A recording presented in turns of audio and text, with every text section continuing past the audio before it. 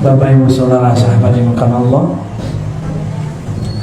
insyaallah pagi ini kita akan membedah hadis-hadis mengenai akhir zaman, terutama mengenai zuhurul mahdi, ya, kemunculan al-imam al-mahdi.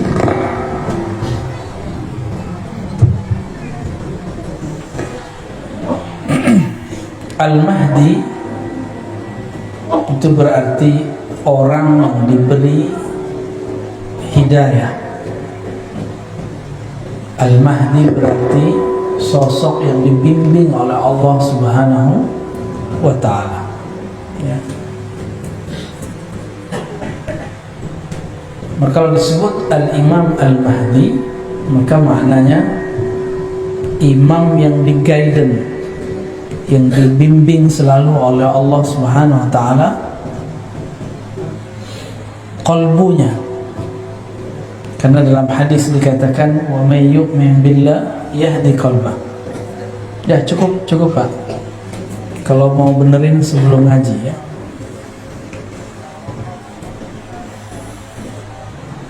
Wa may yu'min billah yahdi qalbah. Siapa yang percaya kepada Allah, maka Allah akan bimbing kalbunya. Maka kajian-kajian Al-Mahdi harus menyesuaikan dengan prinsip kemahdian, bahwa Al-Mahdi ini dia bergerak dengan kalbunya, bukan bergerak dengan ra'yunya. Ra'yu artinya pikiran. Kalau pikiran bisa cocok-cocokan, ya, dicocok-cocokkan dengan teori ini, teori itu, bukan berdasarkan gerak yang ada di dalam kalbunya. Ini dua hal yang berbeda, ya.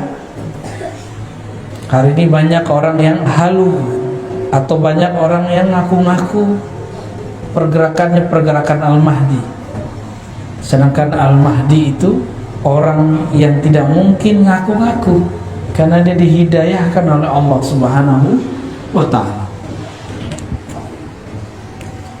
Al-Imam Abu Dawud nulis satu bab khusus mengenai Kitabul Mahdi, bab mengenai Al-Imam Al-Mahdi. Nah, ini saya bacakan beberapa hadisnya. Ana Abdullah bin Mas'ud, dari Abdullah bin Mas'ud, anin Nabi sallallahu alaihi wasallam, dari Nabi sallallahu alaihi wasallam, "Law lam yabqa min ad-dunya illa yawmun." Seandainya dia tidak tersisa lagi di bumi ini, di dunia ini, kecuali satu hari saja, la tawwalallahu dzalika al-yawm. Sungguh Allah akan memanjangkan hari tersebut. Hatta yab'atha fihi rajulan minni min ahli baiti,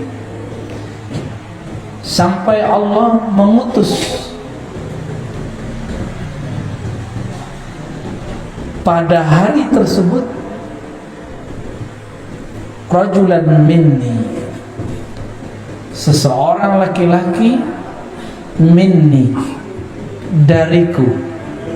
Dalam riwayat ini ditambahkan min ahli baiti, dari ahlu baitku. Apa arti ahlu bait? Keluarga Rasulullah sallallahu alaihi wasallam. Ahlu bait itu yang inti. Jadi ada ahlu bait secara umum, istri-istri Nabi, begitu juga Bani Hashim. Tapi ada ahlu bait yang khas, anak-anak Rasulullah, mantu-mantunya, dan cucu-cucunya. Maka dalam hal ini yang termasuk di dalamnya adalah Utsman, Ali.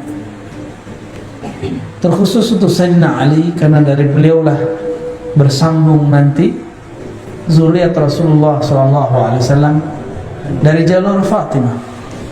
Ya, ini kekhususan bahwa Nabi tidak punya anak laki-laki, maka anaknya dari jalur perempuan. Sayyidina Ali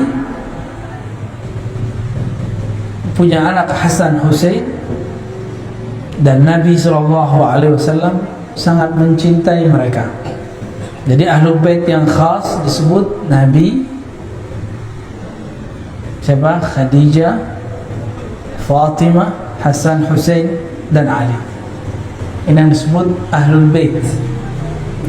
Maka zuriat Sayyidina Hasan dan Husain, mereka lah yang disebut dengan zurriyah, keturunan Ahlul Bait. Jadi secara harfiah. Oleh karena itu, di akhir zaman yang tidak percaya dengan zuriat Nabi, bahwa masih ada zuriat Rasulullah SAW, dipastikan mereka adalah musuh-musuh daripada Al-Imam Al-Mahdi. Berarti mereka masuk kelompok yang disebut Khawarij. Kelompok apa namanya? Khawarij. Lalu disebutkan di sini ciri-cirinya. Yuwati ismi. Yuwati bahasa Arabnya muwata'ah. Muwata'ah berarti muwafaqah, munasabah. Sama namanya dan namaku. Ini secara harfiah. Tapi kembali kepada bahasa Arab, yuwati ismuhu ismi wasmu abihi ismu abi. Ya, tapi di riwayat lain tanpa kalimat abi. Nah, ini yang paling sahih. Isimnya sama dengan isimku. Dalam banyak kajian saya sudah menjelaskan bahwa isim yang kita terjemahkan nama ternyata kurang tepat. Karena kalau sekedar nama, sudah banyak zuriat Nabi bernama Muhammad, benar, atau Ahmad, atau Mahmud, dan nama ayahnya Abdullah, sudah banyak. Ternyata maksud daripada isimnya berkesesuaian dengan isimku, itu maksudnya adalah isim dalam pemaknaan yang lebih luas. Ya, apa arti ism? Al-ismu al-alamu wal-sumu. Jadi ism itu maknanya tanda-tanda. Dan yang kedua, as-sumu, ketinggian ilmu. Jadi apapun tanda-tanda yang ada pada diri Rasulullah SAW, maka akan ada pada Al-Imam Al-Mahdi.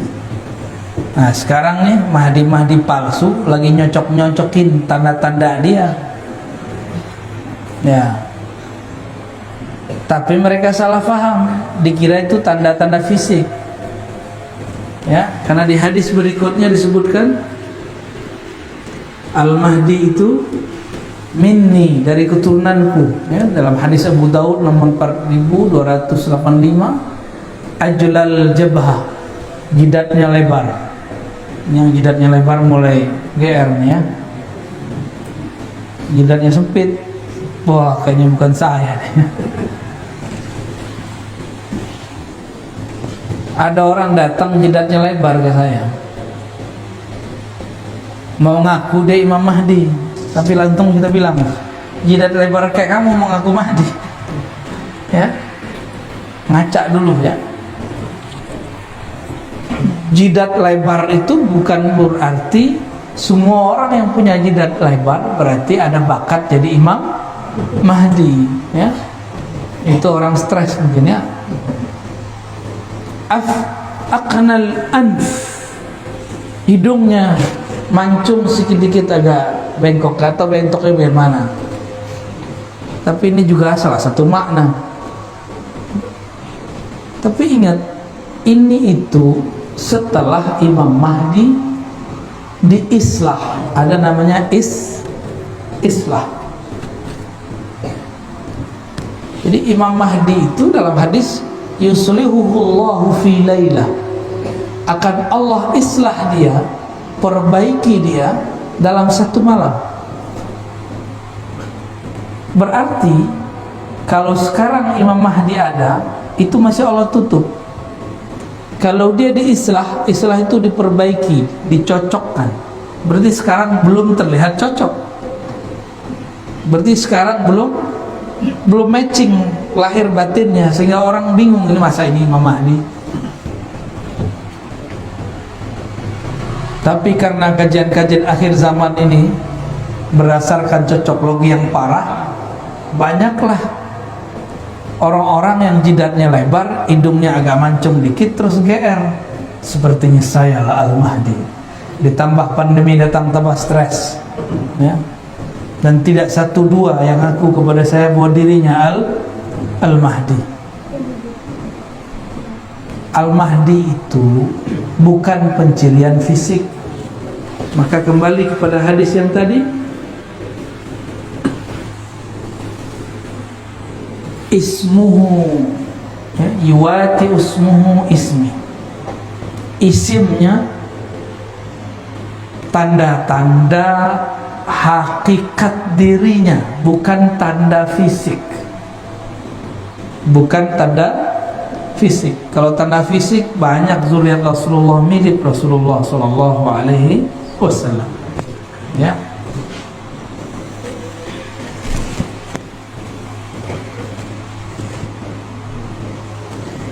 Lalu apalagi artinya as-sumu, ketinggian derajat.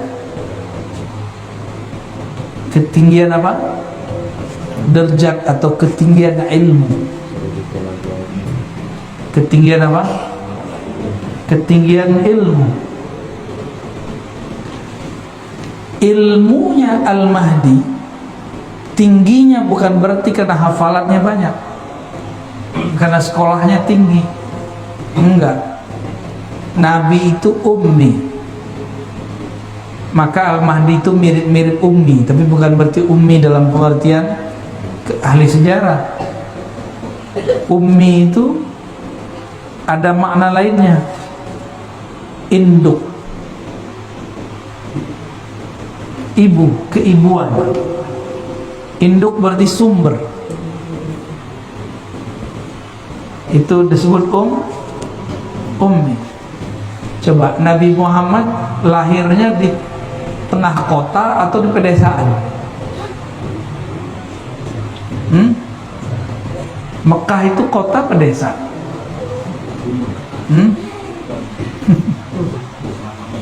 Desa apa kota tuh Mekah itu? Berarti nggak paham ya selama ini Mekah itu apa ya? Bayanginnya desa gitu ya. Itu nggak ngerti sejarah. Nih kita kasih tahu, di tanah padang pasir yang dibutuhkan apa? Air. Maka di mana ada air itu menjadi pusat peradaban, jadi kota besar. Di padang pasir di Hijaz, di mana pusat air? Di Mekah. Berkah kaki Sayyidina Ismail, maka keluarlah air. Ada orang safar, mereka minta air. Ada yang tidak pindah-pindah, terjadilah perkawinan, terjadilah perdagangan, terjadilah turun-temurun terus, dan sampai pada masa Sayyidina Muhammad SAW lahir beliau, itu Mekah sudah jadi kota besar, bukan kampung ya, bukan kampung. Itu Ummul Qura, disebut apa? Induknya semua desa-desa, itulah yang disebut kota. Kota besar itu, di mana ada air. Nah, itu pertama. Yang kedua, di mana ada tempat suci. Di Jazirah Arab tempat sucinya di mana? Ya di Ka'bah itu. Maka berkumpullah di situ dua hal yang hebat. Pertama air Zam-Zam, yang kedua itu tempat suci. Jadi itu kota besar, Pak, jangan dibayangin kota kecil. Karena ini kota besar, maka sulit untuk mengetahui siapakah sosok Nabi akhir zaman. Disitulah Allah keluarkan Nabi Muhammad Shallallahu Alaihi Wasallam. Jadi Imam Al-Mahdi itu nanti keluarnya di mana? Di kota besar, bukan di Balikpapan atau di desa kecil. Kotanya ibu kota besar, sehingga orang nggak kira. Kota besarnya nggak tahu nih kota yang mana ya. Apakah di negeri kita atau negeri yang lain? Kan banyak kota besar, benar nggak? Banyak kota besar. Nah, kita tidak punya kewajiban mengetahui kota yang mana, tapi kewajiban kita mengetahui ciri-ciri rohaninya. Adapun ciri fisiknya setelah Allah islah dirinya, baru terlihat. Hidungnya mancung, ya, jidatnya lebar. Nah, itu nanti Pak ya, dioperasi dulu ya.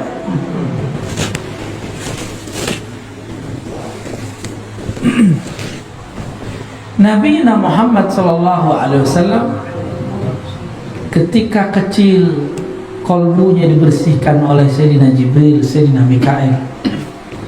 Maka Al-Imam Al-Mahdi itu kecilnya pasti dibersihkan juga oleh Allah. Bukan mimpi, keadaan jaga. Karena Nabi Muhammad SAW mengatakan, waktu aku kecil, tiba-tiba ada dua makhluk putih bersayap turun dari langit, mengeluarkan isi jantungku, lalu membersihkan dua noda hitam di dalamnya. Itu pernah kejadian. Nah, Imam Mahdi pasti di waktu kecilnya mengalami hal yang sama, bukan mimpi. Kalau mimpi nggak masuk, mungkin dia cuma seorang wali, bisa jadi wali Allah, bisa jadi wali setan.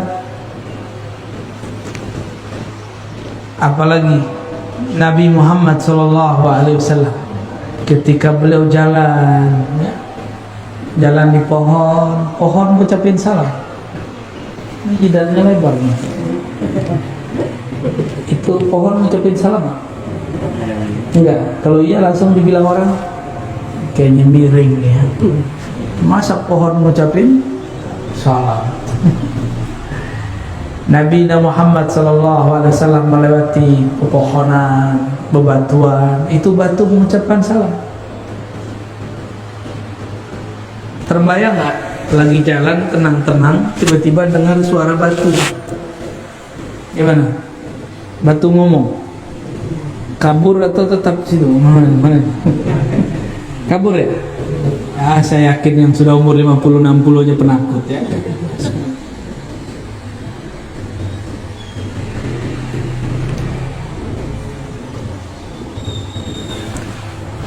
Saya kira yang penakut itu anak kecil, ternyata orang gede lebih penakut dari anak kecil. Dulu kita waktu kecil diizinkan Allah, ya, beberapa anak kecil tuh izinkan Allah tuh melihat alam-alam lain. Biasanya kalau diperlihatkan malah penasaran, apa nih ya. Kalau sudah jadi aki-aki malah kabur ya. Wajar nggak jadi nabi kan? Wajar nggak jadi Imam Mahdi? Karena kalau ngalamin dikit takut GR. Kawan saya baru mimpi ketemu Rasul, girangnya bukan main. Baru mimpi ketemu Rasul Sallallahu Alaihi Wasallam. Ibunya Rasulullah hampir tiap malam ketemu malaikat atau ruh para nabi. Hampir tiap malam. Udah gak kaget, udah gak norak, kira-kira begitu. Tapi kawan kita baru sekali mimpi Rasul, cerita kemana-mana ya, girang. Itu baru dikasih satu mimpi. Mimpi itu adalah wahyu-wahyu yang tersisa, mimpi yang saleh, mimpi yang bagus. Ar-ru'ya as-salihah itu adalah busyra, kabar gembira yang masih tersisa di akhir zaman, bentuk lain daripada wahyu-wahyu yang tersisa, disebut ilham atau mimpi yang baik. Maka Al-Mahdi itu tidurnya adalah perjalanan rohani. Bisa jadi dia diperjalankan ke masa lalu, bisa jadi dia diperjalankan ke masa depan. Ya.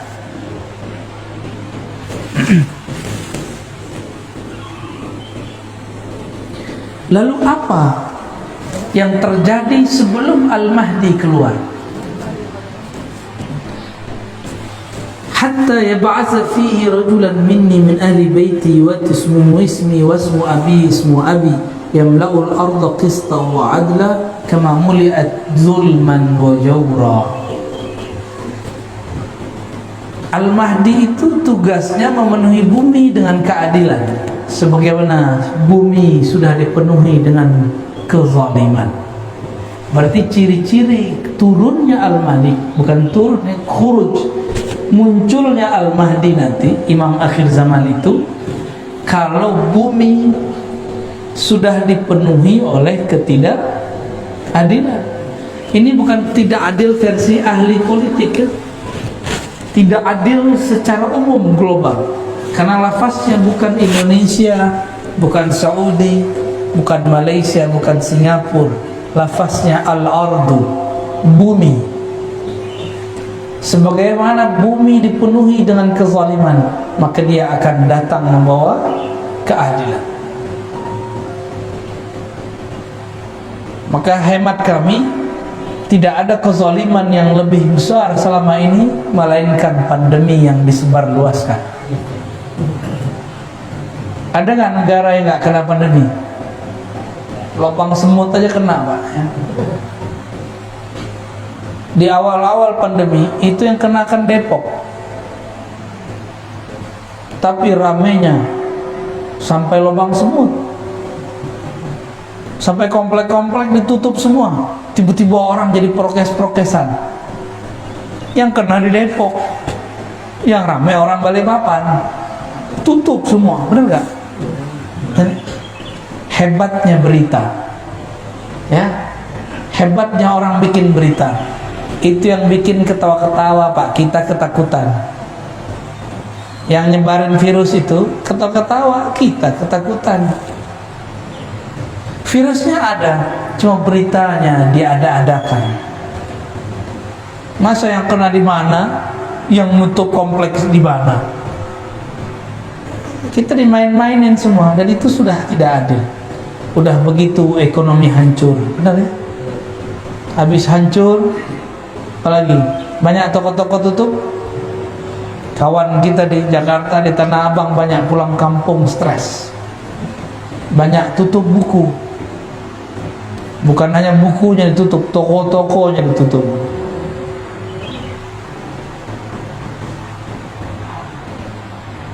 Ternyata Nabi sudah pernah mengabarkan dulu, di akhir zaman pasar-pasar di mana-mana tapi sepi. Maka sekarang depan komplek sudah ada toko-toko, udah kayak pasar, tapi sepi. Maksudnya apa? Orang nggak belanja lewat pasar. Nabi kan nggak mungkin bilang nanti di akhir zaman ada Tokopedia, ada Lazada, ada Shopee, kullu bid'atin dolalah. Nggak mungkin Nabi bicara dengan lafaz-lafaz begitu. Tapi Nabi kan diperjalankan ke masa depan, ke masa kita, dan Nabi lihat orang-orang menggunakan handphone. Tapi kan nggak mungkin Nabi bilang nanti ada benda kecil dipencet-pencet. Nggak mungkin Nabi ngomong begitu ya. Nabi ngomong dengan bahasa para sahabat. Ini handphone canggih ya. Mau berangkat ke Jakarta tinggal pencet-pencet kan. Zaman kita dulu masih kecil, waduh, masya Allah. Apa namanya dulu?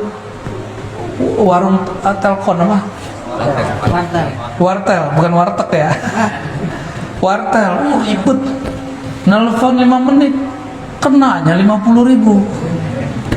Sekarang Bapak bisa telepon sepanjang-panjangnya, ya, secapek-capeknya, sampai dower di bilnya boleh, sampai habis tuh baterainya boleh, tapi nggak nyampe 50.000. Jadi ke depan fasilitas hidup tambah mudah, tapi karena manusia dimanjakan, maka perasaan dia susah sedikit terasa susah sekali. Kita ini terlalu manja, Pak. Dulu kita biasa kemana-mana jalan kaki, benar. Sekarang cuma 100 meter pakai mobil. Gaya bener ya. Cuma ke depan 500 meter udah pakai motor. Wajar kalau sudah banyak penyakit hari ini. Masih muda penyakitnya sudah banyak ya. Ini juga zolim kepada badan. Itu bagian dari kezaliman ya. Salah satu ciri Al-Mahdi nanti, banyak anak-anak muda sudah sakit-sakit badannya, udah gak sehat karena pemalas, disebut kaum rebahan. Baru dengar ya? Udah muncul Pak istilah itu, kaum rebahan ya. Maka kita yang ngaji-ngaji begini, jangan rebahan lah ya, sandaran boleh, rebahan jangan ya. Nggak sopan ngaji kok rebahan ya. Tapi di rumah boleh ya. Ya di rumah kan aneh nggak lihat untuk mau ngaji kayak gimana. Maka disebutkan seandainya hanya sisa 1 hari kiamat, maka di hari itu Allah panjangkan rasanya ribuan tahun. Ya ba'asu, Allah kirimlah. Nah ini bahasanya ya ba'asullah rajulan, Allah utus. Berarti Al-Mahdi ini utusan juga, cuma bukan sebagai rasul, bukan sebagai nabi, sebagai wali. Oh berarti wali diutus? Oh iya, wali itu ada tugasnya, maka disebut wali. Wali kota aja ada tugasnya, masa waliullah nggak ada tugasnya? Waliullah itu kerjanya bukan megang tasbih doang ya. Kalau megang tasbih doang mah ahli zikir biasa itu. Wali Allah itu orang yang ditugaskan oleh Allah untuk menjaga alam semesta. Maka ada wali Allah di gunung, ada wali Allah di sungai, ada wali Allah di laut, ada wali Allah di kutub utara, di kutub selatan, ada wali Allah jagain awan, ada wali Allah jagain batu bara tuh biar gak kebakar terus. Makanya aneh, musimnya selalu ada hujannya, benar gak? Kalau enggak kebakar terus itu kalau nggak ada wali Allah nggak jadi. Kekasih-kekasih Allah, kekasih Allah ini doa-doa mereka menyejukkan alam semesta, zikir-zikir mereka menenangkan alam semesta, langsung tenang itu alam. Allah itu memandang ke dalam kolbunya alam adalah wali Allah. Kolbunya alam adalah, jadi kalau sudah tidak ada wali-wali Allah itu kiamat bumi. Wali Allah itu bukan orang sakti, tapi orang yang kenal kepada zat yang maha sakti. Itulah puncaknya nanti pada Al-Imam Al-Mahdi. Di dalam hadis Imam Ahmad dikatakan, seperti yang pernah saya sebutkan dalam banyak tempat, itu imam akhir zaman, khilafahnya ala minhajin nubuwah, pemerintahannya bukan lagi monarki demokrasi. Jadi kita nggak nyalahin demokrasi, nggak nyalahin monarki, emang itu udah sunnatullah. Nanti beliau pemerintahannya, minhajnya, sistemnya, sistem nubuwah. Nubuwah itu beda dengan risalah. Nubuwah itu beda dengan ilmu fikih, apalagi ilmu hadis. Alabi cuma bilang mana dalilnya, itu nggak cukup lah. Nubuwah itu ilmu yang Allah turunkan, yang Allah simpan di dalam kolbu kekasih-kekasihnya. Itu disebut dengan nubuwah. Maka Al-Mahdi itu dia bergerak dengan gerakan di dalam kolbunya berdasarkan petunjuk dari Allah Subhanahu wa ta'ala. Bukan hanya sekedar hafalan Al-Quran, dia dapat ilham langsung, dibimbing oleh Allah. Dan gak mungkin lah ya Al-Mahdi main YouTube ya. Yamliku sab'a sinin dia nanti akan memimpin mentadbir alam selama 7 tahun. Di riwayat lain 5 tahun. Ada yang paling panjang menyebutkan 9 tahun. Tapi nggak usah khawatir, Pak. Sebelum beliau memerintah, beliau sudah muncul. Di saat itu terjadi paceklik di alam semesta. Lalu puncaknya 40 hari Ad-Dajjal, Al-Masihud Dajjal keluar. Tapi 40 hari sama seperti 40 tahun. Lama rasanya. Kok bisa? Kita ini hidup terasa cepat karena Bapak Ibu sibuk. Nggak ngapa-ngapain, sibuk. Main handphone, ya, nonton. Dulu di zaman kita masih kecil, orang nonton aja dimarahin guru. Sekarang guru-gurunya main handphone. Maka waktu sebentar sekali, sudah tak terasa, sudah 2 tahun kita hidup bersama pandemi. Bapak belum talak-talak juga dia, ya? Karena dia nggak mau ditalak dia. Benar 2 tahun? Tegangnya kok udah hilang. Kayaknya dulu kalau masuk masjid orang nggak pakai masker langsung dipelototin. Padahal yang kena orang Depok. Tutup musola nggak dulu? Tempat dilarang. Tuh? Dilarang tuh. Semua ketakutan, Pak. Itu bukan pemerintah yang salah, bukan imam masjid yang salah. Emang sudah begitu masanya. Bukan hanya musola masjid, gereja ditutup, ya, wihara ditutup semua. Jadi jangan kita kemudian pakai otak konspirasi, abal-abalan. Konspirasi itu ada ilmunya, ada teorinya. Jangan pakai teori abal-abalan. Wah, ini tanda nih, tanda ingin menghancurkan umat Islam nih. Wah, mesti ditutup. Ya salam. Kristen juga tutup gerejanya. Yang waras kalau mikir, ya, mikir itu yang cerdas sekalian, yang kritis sekalian, benar sekalian, ya. Jangan nanggung kalau kritis. Jangan mikir begitu, ya. Semua, Pak. Karena Dajjal itu musuh semua agama. Musuh semua agama. Nanti ada masa handphone tidak bekerja. Ini kabar buruk, Pak. Saya bukan nakut-nakutin. Kata ahli bahan bakar di dunia, ini kan Balikpapan ini punya, ada Pertamina, dulu ada Chevron, ya, ada Total, masih ada nggak tuh? Udah nggak ada, ya? Udah angkat kaki dia. Itu ciri-ciri itu dah.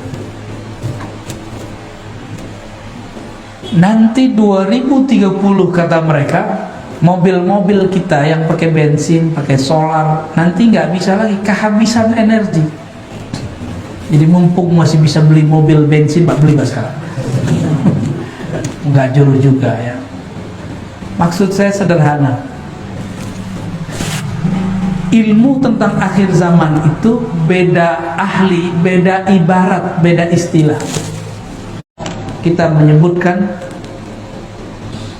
di akhir zaman semua kembali manual, gitu, ya. Tapi dalam bahasa orang-orang ekonom, bahasa orang-orang ahli bahan bakar segala macam, nanti 2030 orang mesti beralih kepada listrik. Saya nggak yakin juga. Kita tunggu pada 2030, ya. Bapak mau nunggu nggak? Ya, mobil-mobil katanya yang bensin apa nggak ada lagi. Ini sudah kabar, berarti ada kesepakatan antara ahli agama dan orang-orang yang di luar ahli agama, cuma beda istilah. Kita nyebutnya apa tadi?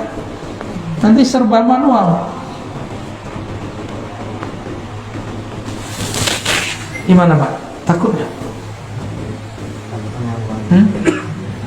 Itu beda lagi. Takut itu macam-macam bahasa Arabnya. Kalau takut sama Allah namanya takwa, khasyah. Ada khauf, itu beda lagi. Ada hazar. Bapak takut nggak sama Allah? Katanya takut sama Allah. Ya. Waktu pandemi orang buka masker batuk-batuk takut. Itu namanya waspada. Bahasa Arabnya hazar, hazrun ya.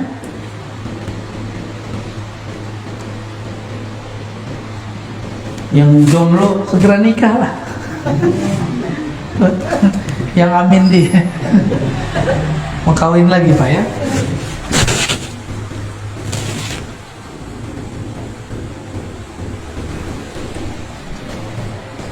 Di dalam hadis yang lain, hadis 4286 riwayat Imam Abu Daud, Ummu Salamah mengatakan yakunu ikhtilafu inda mauti khalifah fayakhruju rajulun min ahli al-Madinah hariban ila Makkah fayatihi nasun min ahli Makkah fayukhrijunahu wa huwa karihun fayubayi'unahu baina ar-rukni wal maqam wa yub'atsu ilaihi ba'sun min ahli Syam.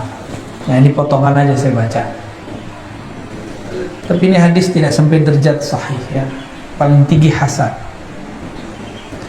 Nanti akan terjadi ikhtilaf ketika mati seorang pemimpin. Ini diperdebatkan nih pemimpinnya di mana nih? Di Indonesia, di tanah Arab, atau di mana? Nah, ketika terjadi kematian seorang pemimpin, ikhtilaflah itu negara. Maka muncullah seseorang dari Madinah pergi ke Mekah, dipaksa oleh orang untuk memimpin umat. Bukan berarti dia orang Madinah, ya, tapi dia sedang berada di Madinah. Maka kawan saya dulu cocok-cocok logi. Kata dia, saya ketemu ada orang di Madinah lewat WA. Itu orang sepertinya sifat Rasulullah ada pada dirinya. Sepertinya dialah calon Imam Mahdi. Imam Mahdi kok pakai sepertinya? Ya, Imam Mahdi nggak boleh cocok logi. Ya. Ternyata di sini kita cek hadisnya dhaif.